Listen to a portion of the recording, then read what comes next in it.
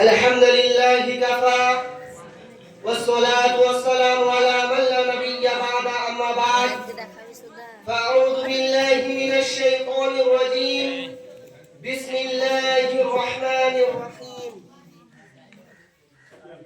والضحى والليل إذا سجى ما ودعك ربك وما قلى وللآخرة خير لك من الأولى ولسوف يعطيك ربك فترضى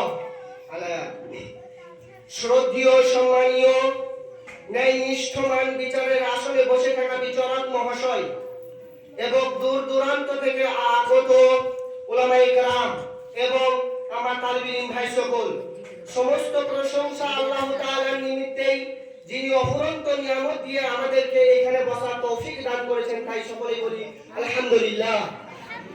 তারপরে বলে এই নবী মুহাম্মদ মুস্তাফা সাল্লাল্লাহু আলাইহি ওয়াসাল্লামের উপর দরুদ ও সালাম বর্ষিত হোক। সকলেই বলি আল্লাহুম্মা আমিন, আল্লাহুম্মা সাল্লি আলাইহি, আল্লাহুম্মা বারিক আলাইহি। আমি আপনাদের সম্মুখে যে বিষয়টি নিয়ে উপস্থাপনা করব বলে উপস্থিত হয়েছি, সেই বিষয়টি হচ্ছে মুমিনের ভয় পাওয়ার কিছু নেই। হয়তো মুমিন জিতে যায়, না হয়তো মুমিন শিখে যায়। মানুষের জীবনে দুইটি পর্ব, মানুষের জীবনে দুইটি পর্ব। প্রথম পর্ব হচ্ছে কষ্ট, দুঃখ, যন্ত্রণা, বেদনা দিয়ে ঘর গড়ে তোলা।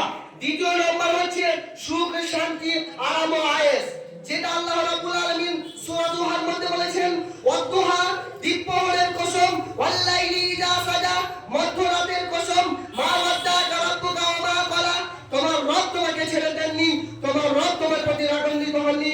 ওয়াল আখিরাতু খায়রুল লাকা মিনাল উলা, পরবর্তী সময়ে তোমার রব তোমার জন্য কল্যাণকর কিছু রেখে দিয়েছেন।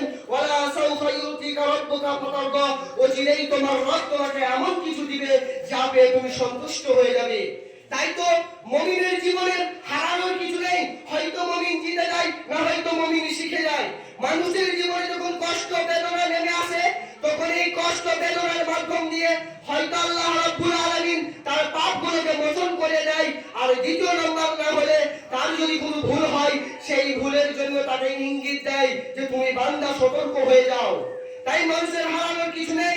কবি বলেছেন, রাত্রি যত গভীর হয়, প্রভাত তত ঘনিয়ে আসে, মেঘে দেখে কেউ করিসনি ভয়, আড়ালে কার সূর্য হাসে।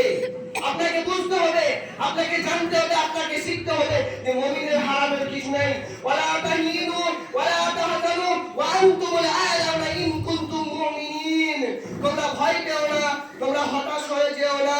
নিশ্চয়ই তোমরা যদি মুমিন হয়ে থাকো, আমি আল্লাহ তোমাদেরকে কামিয়াবি দেব। আল্লাহর ওয়াদা, আল্লাহ ওয়াদা করেছেন, কিন্তু আমরা দিন দিন অতল তলে নিষ্পিষিত হয়ে যাচ্ছি। শুধু আমাদের মধ্যে কাজ করছে হতাশা, চিন্তা, ডিপ্রেশন।